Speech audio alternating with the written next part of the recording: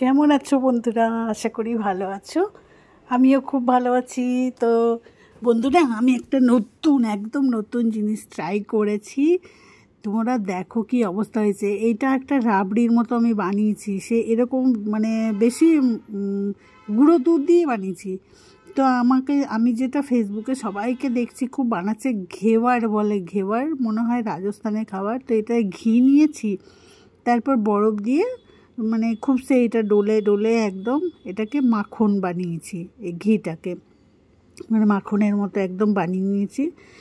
তারপরে আমার যতই বলো প্রথমবার বানাচ্ছি, তো অতটা তো ভালো পারবো না। তো দেখো একদম মাখনের মতো অনেকক্ষণ ধরে বরফটাকে ঘষে ঘষে মাখনের মতো করেছি। আমার মনে হয় ময়দাটা হয়তো একটু বেশিও পড়েছিল, হয়তো অতটা হয়তো দিতে নেই। তো যাই হোক, আমি ময়দা দিয়ে এটাকে ভালো করে গুলে টুলে তারপরে ছেঁকে নিয়েছিলাম একদম। তো ছেঁকে নিয়ে তারপর ঘেওয়ারটা শুরু করেছিলাম, ঘেওয়ারই বলে বোধহয়। যাই হোক, তো শুরু করেছিলাম, কিন্তু কি বলতো, সেই মনের মতো তো হচ্ছিল না। খুব দুই একটা মনের মতো উঠেছে।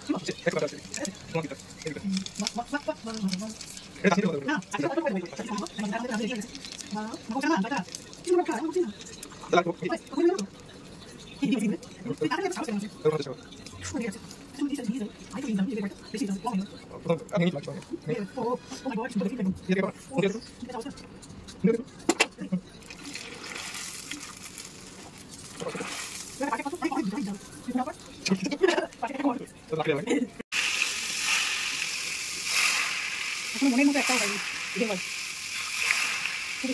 কেমন তখন ঝাল খেতে যাবে।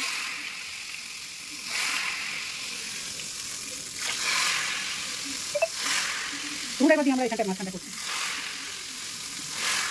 প্রচুর লাগে, তাহলে কি মালটা এত দাম হয়? কত জিনিসপত্র ওদের কিনতে হয় বলতো।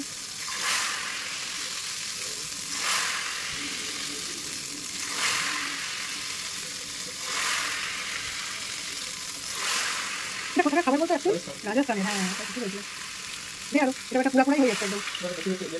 গরম হয়ে গেছিলো বেশি, কম গরম হয়ে যাবে না, মাছটা কমিয়ে দিতে হয় মানে একটু দিয়ে হবে। এত পাতলা কিন্তু এখন একটু দিয়ে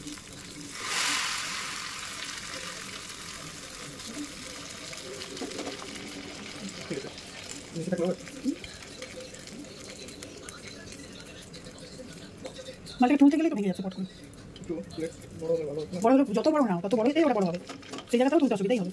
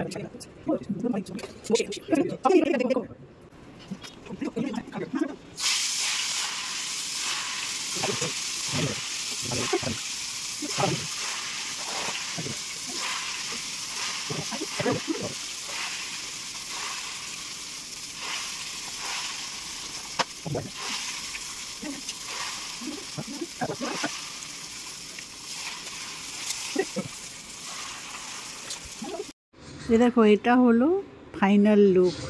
মানে দু একটা খুব গোটা উঠেছে, আর বাকি সব মুড়মুড়ে হয়ে গেছে একদম। তো যাই হোক, প্রথমবার করলাম, তাও আমার বোনের ছেলে ও আমাকে অনেকটা সাথ দিয়েছে। আর জানি না এগুলো কেউ খেতে পারবে কি না। তো যাই হোক, আর কোনোদিন বানাবো না, খুব একটা টেস্ট